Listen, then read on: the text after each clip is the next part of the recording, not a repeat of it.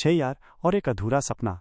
कुशीनगर के एक छोटे से गांव रामपुर में 6 जिगरी दोस्त रहते थे। विकास, सूरज, अमित, राहुल, चंदन और रोहित बचपन से साथ खेले, कूदे और पढ़े थे। उनके सपने भी एक दूसरे से जुड़े थे। किसी को बड़ा इंजीनियर बनना था तो किसी को फौज में भर्ती होकर देश की सेवा करनी थी। उनकी दोस्ती गांव में मिसाल थी, 6 शरीर और एक जान।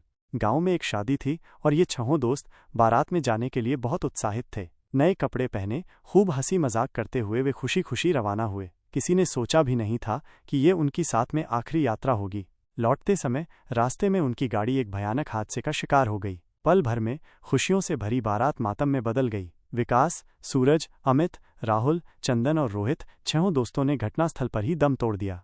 अगले दिन पूरे रामपुर गांव में सन्नाटा पसरा था। जिस घर से कभी हंसी ठिठोली की आवाजें आती थीं, वहां अब मातम छाया हुआ था। एक साथ गांव से 6 अर्थियां उठीं। हर आंख नम थी, हर दिल भारी था। बूढ़ी दादी रामकली, जिनका पोता विकास भी उन 6 में शामिल था, फटी आंखों से आसमान की ओर देख रही थीं। हे भगवान, ये तूने क्या किया? मेरे बच्चों को क्यों छीन लिया?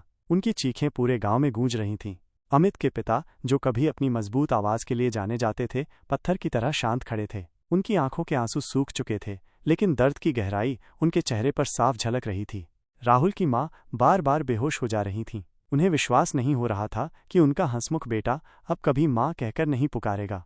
चंदन, जो हमेशा सबको हंसाता था, आज खुद हमेशा के लिए खामोश हो गया था। उसकी यादें उसके दोस्तों के दिलों में हमेशा जिंदा रहेंगी। रोहित, जो फौज में भर्ती होने का सपना देखता था, तिरंगे में लिपटकर घर लौटा। उसका सपना अधूरा रह गया, लेकिन उसकी शहादत ने पूरे गांव को शोक में डुबो दिया।